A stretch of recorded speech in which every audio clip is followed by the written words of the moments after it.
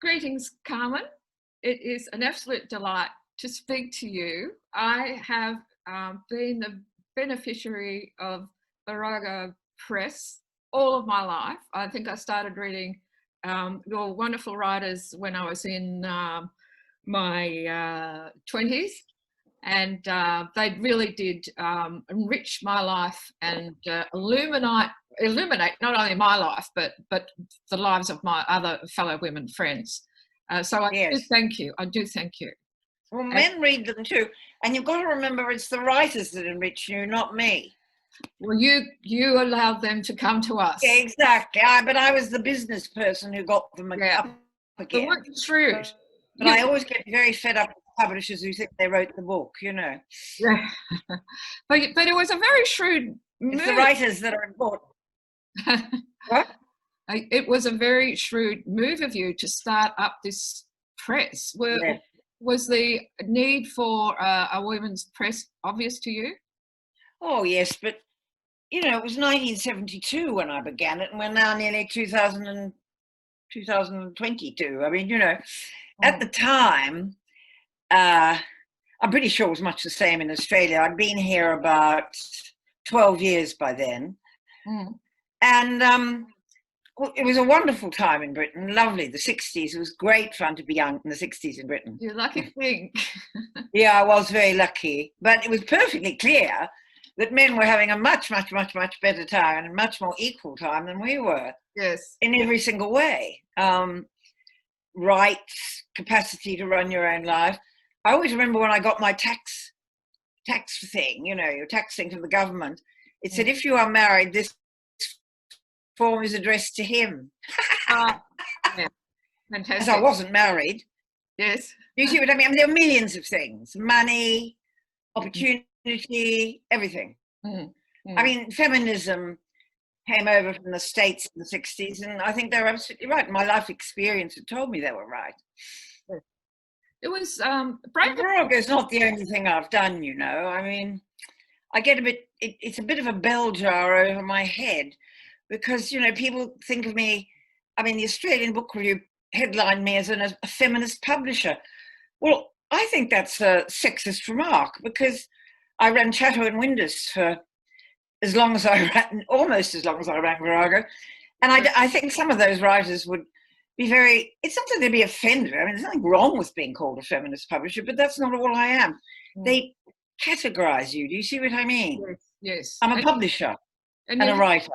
Right. Women shouldn't accept those labels. All those years in publishing, and you were editing as well, I believe, at the start of your publishing career. Excuse me, did you have in the back of your mind that one day you would write a book yourself? Never. Okay. So you have. Indeed, there are 3 significant books that we can talk about, but mainly we're going to concentrate on your latest one. Yes. Well, Bendigo has to, doesn't it? Gold Rush. Yes. Oh, well, yes. So where did the impetus come to write this non-fiction? And it is such a enormously well-researched book. And you say it took years. I've always had 2 contracts for my books from Cape. So when I left, everybody wanted me to write my memoirs. This is the bug of my life. And the one thing I'd never wanted to do was write my memoirs. You know, I was born in this and I had a wretched childhood, which I did have, etc. So I had a 2-book contract. I thought, well, one I'll write about my ancestors, where I came from, and the other I'll write my proper memoirs. And they gave me an advance 30 years ago. And in each case, I've given them a different book. The first one, but each one I'm impelled to write through my great dislike of injustice. And I think that comes from my childhood. It just doesn't mean to say I'm a good person, by the way, because I've got a frightful temper and I'm all this stuff. But I'm full of flaws. But I can't stand injustice. And the book I've written now, A Happy Day, had 2.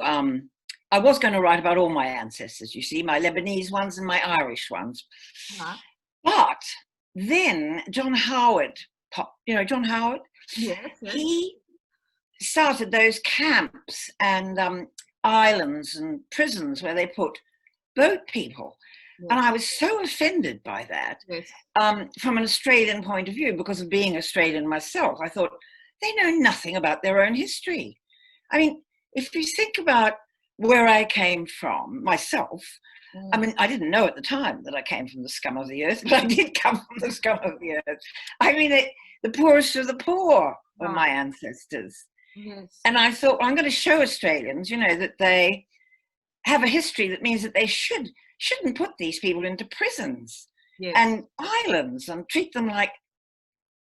Anyway, that was one thing. But then we had this government in England, David Cameron and George Osborne, and we had the financial crisis of 2008. And to my astonishment, this man, George Osborne, who was the Chancellor of the Exchequer, brought in austerity, which meant that the poor suffered terribly from the financial crash. Yes. The financial crash should have affected millionaires, but it didn't. It affected the ordinary people of England. So those two reasons are why I changed the book completely and wrote Oh Happy Day, which is about the poor in England in the 19th century, connecting them to the way Britain behaved. England, you've got to remember, England behaves now, and also trying to say Australia's full of people like me.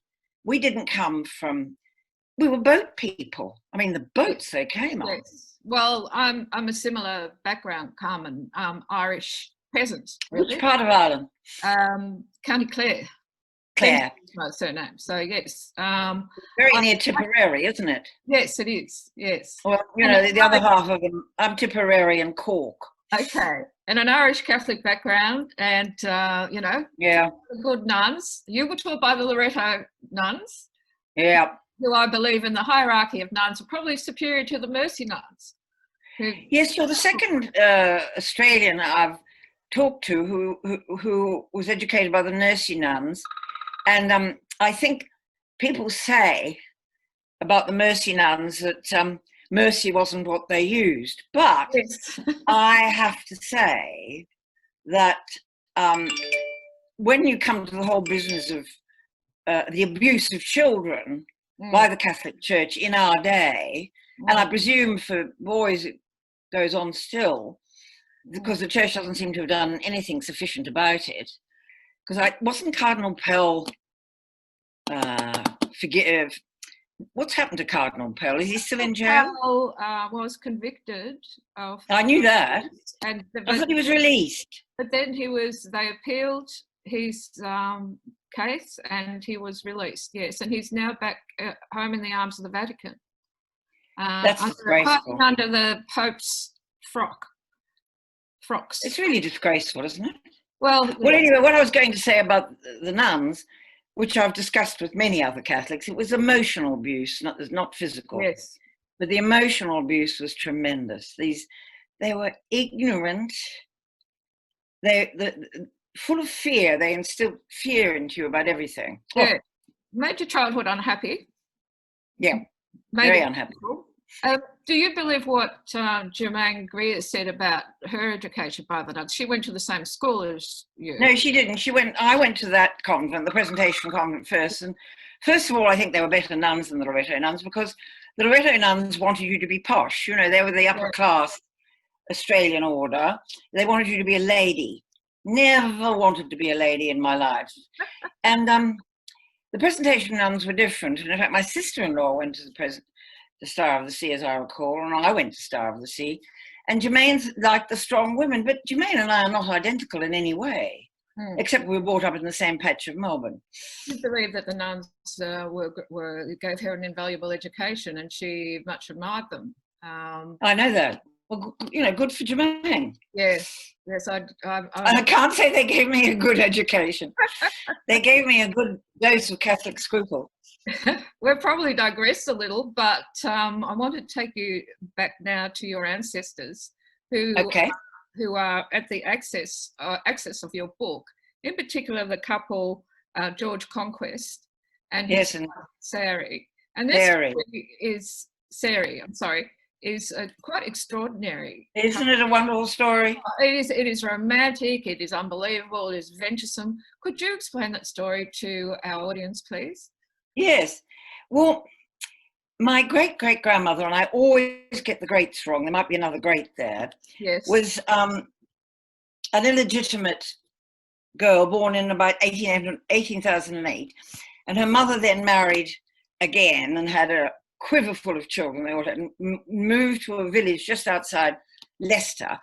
And this was a time just after the enclosures. So these people in Leicestershire had always knitted with frame machines. But after the enclosures, it was the early industrial revolution. They were all moved into the big cities, lived in hovels, the like of which you cannot read the descriptions. Unbelievable. This great, those descriptions were amazing. I could not believe those descriptions. Yes, in the book of the way your ancestors lived. Yes, well, they started work at the girls, because their fingers were good, started work a little earlier than the boys, but it would be 6, 7, 8, working with their parents, making stockings, and they lived on nothing, and they all huddled in one room. Anyway, Sari lived in this village, and when she was about 21, she had her first illegitimate child. We know she had 3 legal children, but as one of my researchers who assisted me said, she probably had many, many more children than that, because they were children of the streets and the villages, you know. They couldn't afford candles or anything, so they were out as soon as it got dark, they couldn't work anymore. So they were out in the streets, you know, fornicating, frankly. Anyway, England at that time lived under the old poor law, which meant that the village in which you lived had to pay for illegitimate babies. Now, when I say the village in which you live, it was the wealthy who had to pay, ratepayers, landowners, farmers. And of course, they hated the needy they paid for. Just as in Britain today, we're having a tremendous row here because the government will not pay for the poor to have school meals in the holidays. Yes, they're stuffing themselves in the House of Commons, but they won't give money to the poor to eat. Anyway, so because she had an illegitimate child, she had to name the father. That's part of the story, but you don't learn the truth of who the father was until well into the book.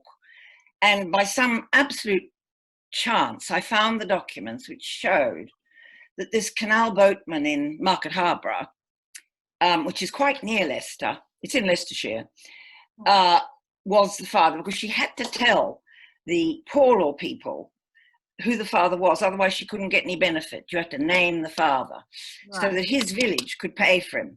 So anyway, to get the money, to pay for the money for the upkeep of his illegitimate child, George stole a piece of hemp miles away on the canals up in the north. So how valuable would that piece of hemp have been, Carmen? A few pennies? 1p, half a p, halfpenny. Yes. It's all in my book. My memory, my total recall isn't what it used to be. Anyway, he was arrested, tried at Chester, transported for 9 years to Australia, but he also spent 9 months on the hulks. And I think when I read about the hulks, what those poor English people put up with on the hulks, I mean, German concentration camps have nothing to, you know, there's no difference. The human impulse to hurt other human beings is the same. And I put that in my book, but the editor made me take it out because you're not allowed to compare the English to the Germans in the last war. Not permitted. But I would say that the way they treated their own people in the 19th century has every comparison to the labor camps, the German labor camps, which of course I read enormously about for my last book. It was barbaric, and you make the point that their fixation with flagellation was dreadful. They were so sadistic. Why don't Australians know about this except for Robert Hughes? Why aren't they told? Robert Hughes is the first one to introduce us to that terrible aspect. The documents are all there, you know. Yes. Mitchell Library, any other library in Australia you like, because the English were tremendous recorders of what they did, which also bears comparison with other nations, doesn't it? They recorded every blow and the reaction of each convict to every blow. And they took great care with the whips they chose. And they took great care to make a note of how many times they shrieked or cried, and the blood situation, how much blood flowed, and whether the back had scars or not. I only chose one document, Di.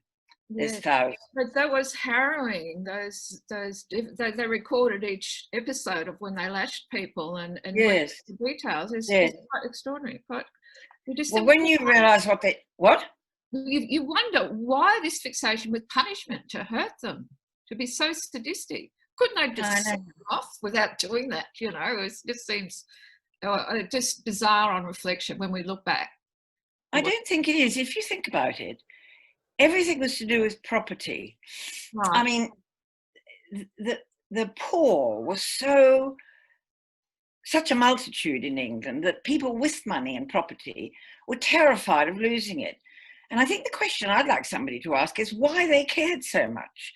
I mean, why are there people who care so much that they have more than the poor? And then there's other people like me who certainly have more than the poor, but whom it pisses off enormously that they don't have more. Do you see what I mean? And there's nothing I can do about it. Yes.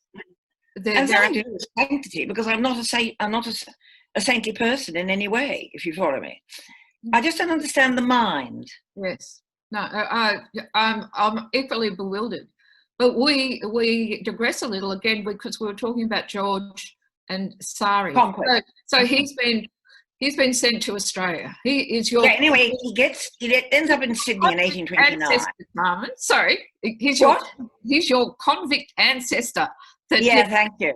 People are either very proud of, or they try and hide this fact. What's your response to having a convict in the family?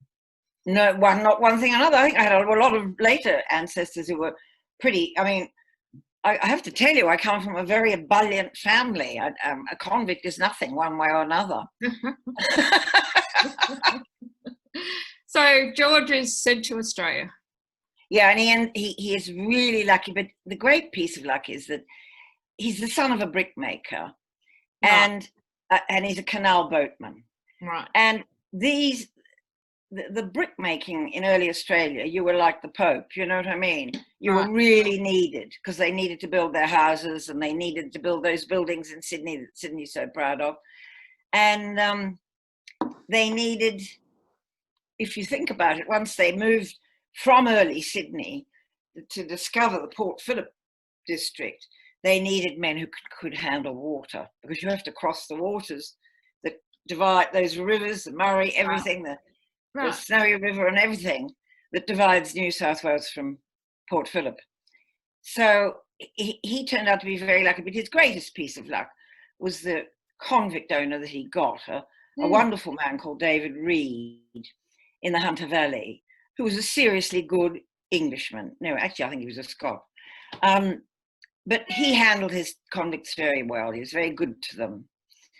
And obviously, I personally think that George Conquest helped build the Reed House up there in the Hunter Valley. Right. He then, of course, when the son of David Reed Jr., had heard from the first settlers of Melbourne that the land down there was very, very lush. So his eldest son decided he wanted to go to Melbourne. It wasn't Melbourne at the time, it was called Beer Brass or something. And it was called Australia Felix as well. Anyway, the younger son of David Reed has to go down from New South Wales, well, actually from Bungonia, down to what was to become Melbourne. And he needed a man like George Conquest, because George could also ride horses by this time. And he was part, I think, of the caravansary that settled in Melbourne very, very early on. And as a convict, there's so many things he could do. Build houses, navigate waters, and what happened, and he did his sentence, his 9 years, and he was never accused of anything. He was a good human being, actually, George. The only thing he ever did wrong was steal the hemp for his baby. And so he was one of the earliest people to go to Melbourne, but he was a convict, so no one remembers him. And he made money as a bullocky. These were the people who managed all the distances between Australia before the railways came. And of course, the railways came very early, 1860s, I think. I always get dates a bit wrong, not in the book, but in my memory. And as a bullocky, when gold was discovered, of course, he was in clover, because he was a bullocky to the gold rush towns, and in particular Mount Alexander and the area around you. Yes, it's beautiful. And that was how he made his money. He made money, saved it up, and came back to England for the briefest possible time. Briefest possible. This is the extraordinary part of the story. He goes back. I cannot believe this.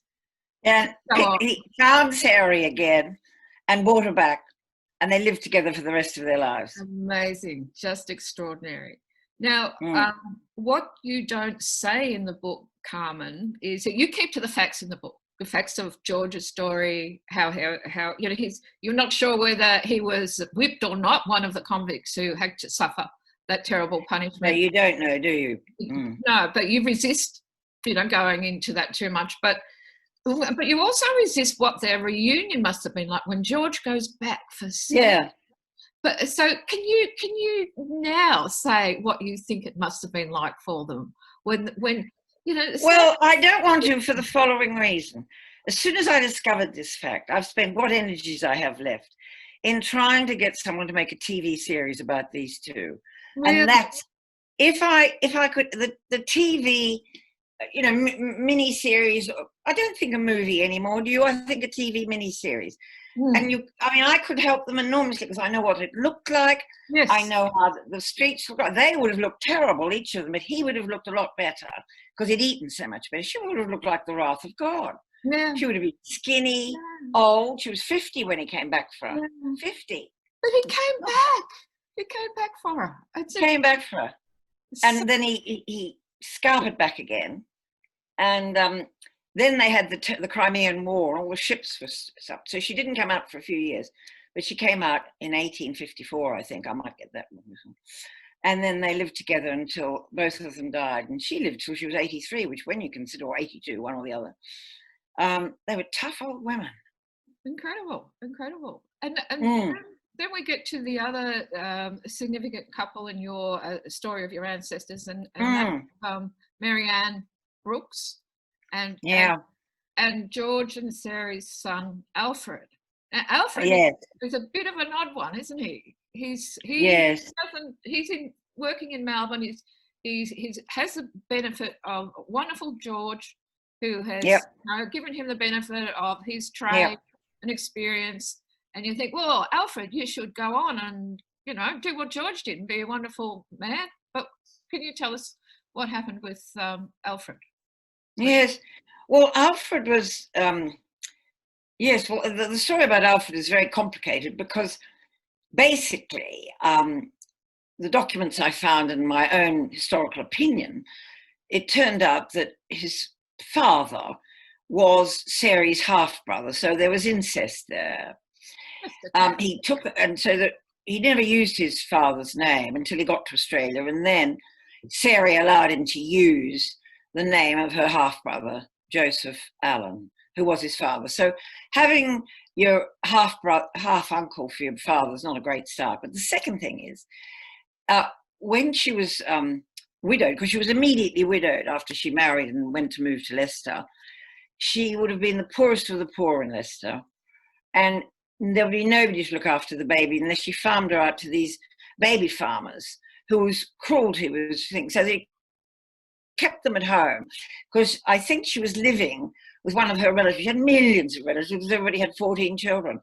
And I think she was living with her nephew as a lodger. And of course, they fed them, the babies, so that they could go out to work or work at home so that they didn't fuss them, with laudanum. And they became addicted.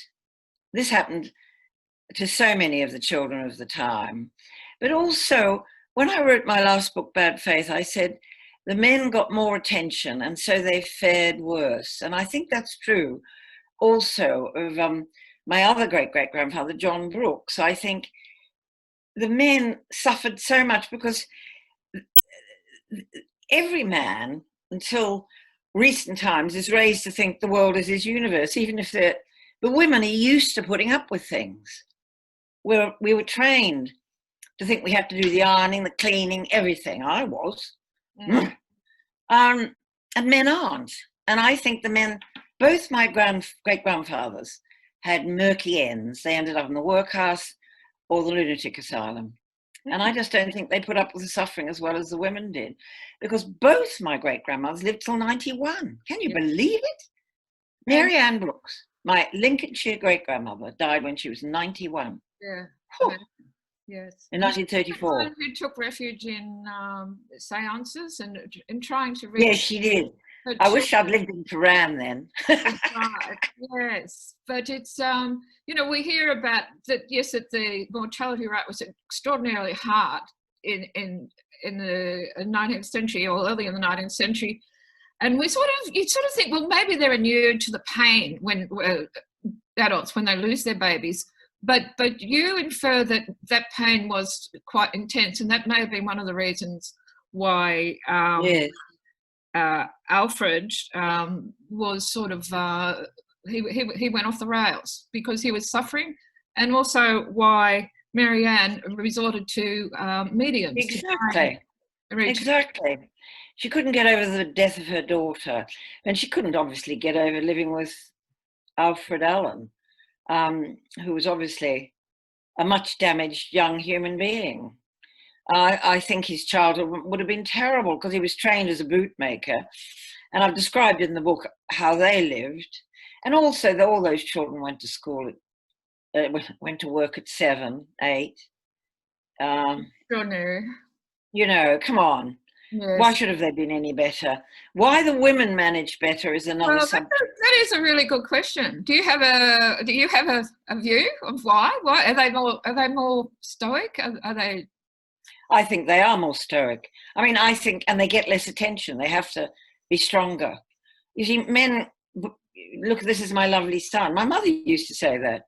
Look, she used to say that about her grandmother. She had all those lovely boys, and she just fretted so much about the death of her daughter that she took up spiritualism. And look at all those lovely boys, she would say.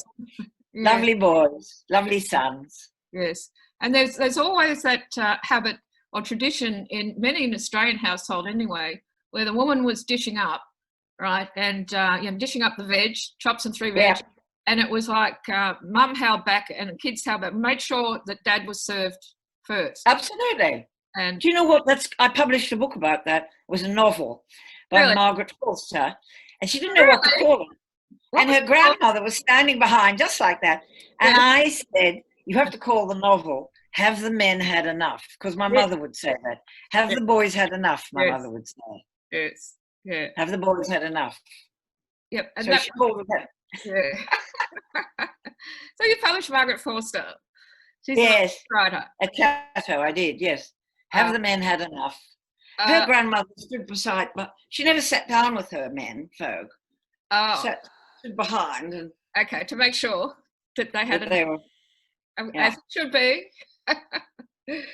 So now I must, the point you want to make with this book, obviously, Carmen, is that this is not only about the personal, it is about the political, isn't it? It is. Yes, very much so. Would you like to elaborate on that? I mean, when you're virtually saying nothing has changed, we have. Well, I do think much has improved. I mean, a lot of my book is also about what the English did to the Aboriginals. And I also hope I made quite a dividing line that the people who,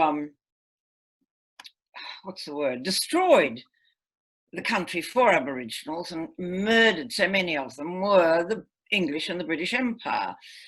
But I suppose the point I would make to my fellow Australians is I wish, though enormous efforts have been made, I wish, for example, that people like some of those historians I read, because I read enormously for this book, and I'm terribly au fait with the work of all the historians of the history wars, who said nobody suffered, everything's wonderful, England's great, Australians are the top of the tree. And I think I'm trying to confront those people in this book with telling them that there's a load of old historical cobblers. Another point you make with your book, Carmen, is that the English people themselves don't have a very strong idea of their own history, of the empire and the abuses. No, they don't. Under that. Well, I've had to give that considerable thought. My view now would be that it's basically, they have a monarchy and an elite upper class, or financial upper class, educated upper class, landed gentry upper class, whatever elite it is, which of course has changed over the years. It's no longer just aristocracy, though probably aristocrats are probably a better class of person. But because they live in a stratified pyramid like that, and they adore their queen, who's not an objectionable human being at all, but I think adoring human being, and accepting the fact that she has so much money, so much, except it's like having the Pope, isn't it? That she's their Pope. So they accept the life that they've got. At the moment, there's a lot of objection, but I honestly think one of the worst things that ever happened to England and Britain was the French Revolution, because it caused the fact that the French wouldn't put up with it. Those early ones, I'm not saying what happened to it afterwards. The Reign of Terror. I'm talking about the actual rebellion against an elite ruling you. Yes. They were so afraid of it, and it comes out in my book, that they were so harsh on the poor in their own country. The French Revolution influenced tremendously the harshness of life in the early 19th century, Napoleon and all of that. And they've never changed much since. There's this tremendous gap between the rich and poor in this country, inequality. There's a big middle class, of course, to which I belong. Lower middle or whatever I am. Working, I don't know. But it is a very stratified country. Yes. And I don't think that helps the future of it. Whereas I don't think Australia is so stratified. I'm sure it is stratified. I'm not a fool. But there's got to be government that has more benevolence towards basic human inequalities, because if you live in a country that is full of inequalities and cruelties, it's corrosive of human happiness. Yes. How Catholic can I get? There's an observation I've made about the book, and I wonder if you agree with me on this one, Carmen. This is a story of your family who came from an incredibly poor situation. They are forcefully sent over to Australia, or as in the case of Marianne Brooks, she chooses to come to Australia. Well, no, she doesn't. They were no. Oh, I didn't write enough about that. They were sent, those women. The British sent hundreds of thousands of single women to every part of the British Empire. About coming? They had no, it was the workhouse or go and be a maid in Durban, Okay, so was there an option choice?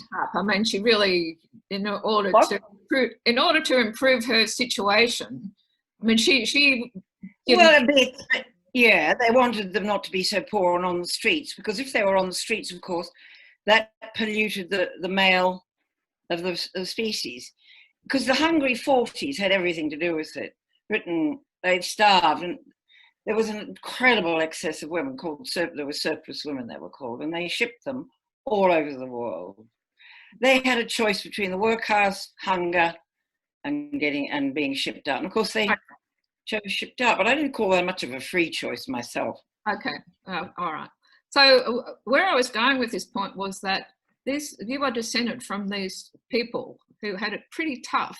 There you are, in Australia, and you turn around and you decide, I'm going to go back there now. And you not only do you go back, but you establish yourself there, and you indeed work your way into a very strong position of influence as a publisher and a woman of letters. And I just wonder if there was anything about doing that, whether it was subconsciously or on reflection, that you could turn around now and say, well, I think I snubbed my nose at those people at the establishment. Look at me and look where I've come from. Well, I didn't know where I came from until I started this book. But I certainly think I would be more, I would relate it to my own experience really more, as much that when I started Virago, and also because of my personality, which is not an English personality at all, I got incredibly amount of abuse, you know, and in the newspapers and from people. They said I was loudmouthed, I was opinionated, I was this, I was that. And I mean, I am probably, but I wasn't raised to not open my mouth. You know, I wasn't raised like that. My family were quite a noisy family. Yeah. You know, well, anyway, I think it came from founding Virago. I gradually realized that I was patronized out of my mind. When I first came here, they all mimicked my accent. So I would say to somebody, you know, this is a very, very bad piece of financial planning you've done for my company, and I don't like it, and I'm going to change it. And they'd come back to me by talking to me with an Australian accent. Do you really think that sort of stuff? Really? That's rude. And if you want to look at my press cuttings, they're in the British Library. And the British... Oh. How did you feel at that point? How did you feel at that point when they're mocking you? I suppose I'm an angry person. I'm angry, you know. Yeah. But I mean, I've been very favoured too. People are very grateful to me for the work I've done. So I mean, not just for Virago, I mean, Chatto and so, but let me see. I think what you're talking about, my sense of fed upness, came in the 2000s with the George Osborne's austerity. I thought, I've fooled myself living in this country. And that's a long time ago now. It's 2010. So all the years I was writing this, I was becoming more and more furious with the fact that I was here, that I'd made such a mistake, that people were living under the boot of English people. Like George Osborne are educated, but they're not intelligent.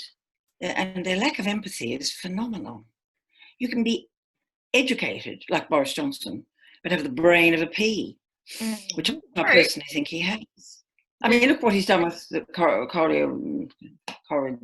I always call it Coriolanus. I can't ever remember the name of it, whatever we've got. Exactly. Yeah, he's a worry. So that's my explanation. Yes, okay. And with the book, the research is phenomenal. How did you control all that material that you have? You know, you say it took about 12 years to write the book? Well, I had a lot of illnesses in mid. It took the same time as my last one, 8 to 10 years of actual work. A couple of years off for this, that, and the other disease, you know, because all publishers smoke and I smoked like a chimney, thank God. Wish I could again. And so I had lung cancer, you know. Oh, that's no good. Never mind. I seem to have survived it for quite some time. I mean, it'll take me away, but there you go. That's what happened to me. So it did take a long time. What was the question you were asking? How did you control the material as you're going along? The amount of research you did was enormous. Well, I had people to help me. They're all acknowledged in the acknowledgements. I mean, I did it step by step. I concentrated first on Leicestershire and Lincolnshire. And once I conquered one area, I'd move on to another. So Leicestershire came first, then Lincolnshire. Australia, you see, I've got a cousin who's in Melbourne, and she works for the Victorian Education Assessment of Exams thing. And she is a genius. And I could never have written this book without Kristen. She's called Kristen Allen. And Kristen could find anything on the internet, anything. I mean, sometimes she was up a gum tree, of course, but she'd find shoals of cuttings for me and things like that. So in that way, it was a very Allenish book, because the conquests, for example, there's not a conquest she hadn't tracked down. I mean, she tracked down all of them. And it's complicated too, your family tree, isn't it? Because a lot of them have absolutely. It's very absolutely. So I think it's amazing the way you keep track of them all. And well, yes, but so did Kristen. I mean, it was great fun doing it with her. And there was various people we discovered who were relations of this one and that one around the. I mean, if you come from Catholic stock, you have thousands of relations, It's funny about that. Yes. I mean, not so much now, perhaps, but think about it. Yes. All of my grandparents had about 10 children, and they're all dotted all around Victoria. Yes, yes. I wonder if any of them will buy the book.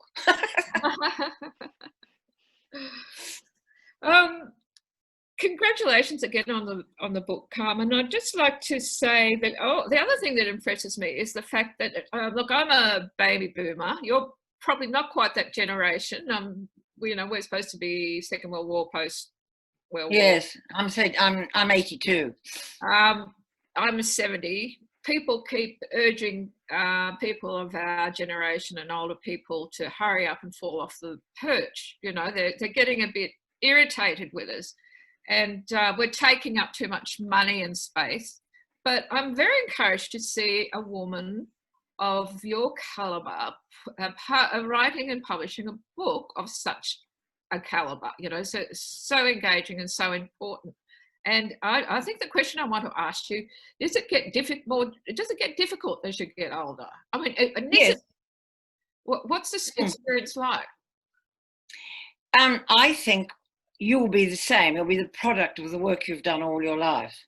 So that when I'm working, nothing's changed. I can research, write, understand the facts very well. When I'm talking to you, trying to remember the dates of things, all those connections have got much vaguer. I mean, I can't, the words get slower to come, but I don't think the brain changes and the capacity to work.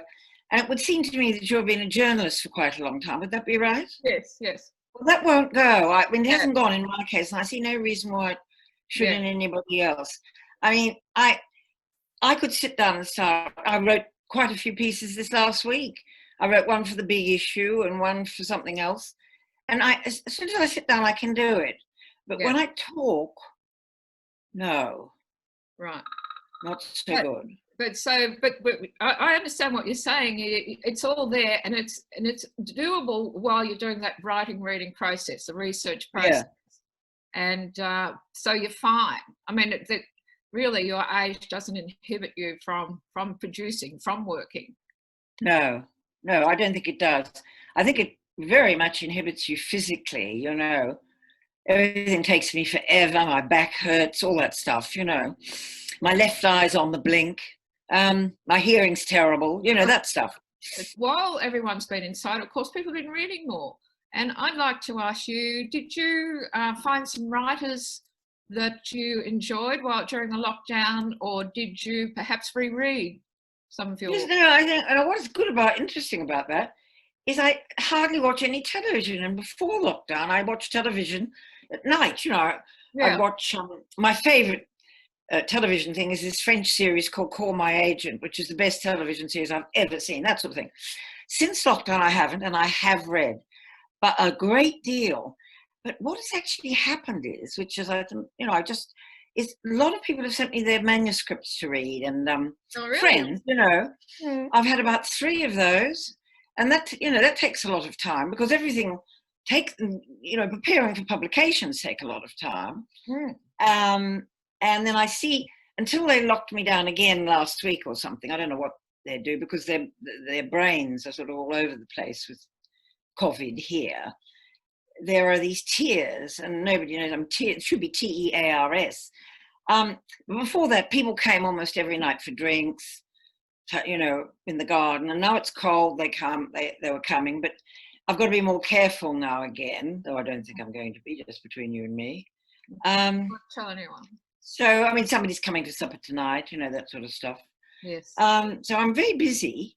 And but reading, an awful lot of my reading is by books by my friends, because, you know, I've lived here for 62 years now.